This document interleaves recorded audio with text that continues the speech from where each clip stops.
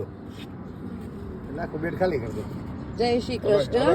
તમે જોઈ શકો છો કે ગાડીમાં સુવાનું કેવી સિસ્ટમ બનાવી છે.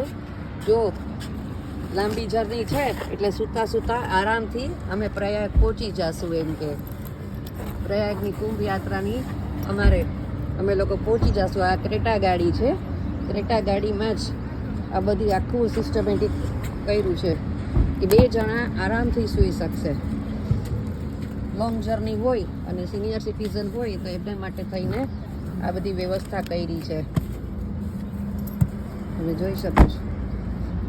જો આગળ પણ 1 જણ આરામથી બેસી શકશે અને પાછળ સૂઈ શકશે. બંને જણા 2 જણા સૂઈ શકશે. જો આ રીતે ગાડીની આખી વ્યવસ્થા કરી છે એટલે પણ એકદમ ઇઝી રહે, થાક ન લાગે અને તકલીફ ન પડે કાંઈ.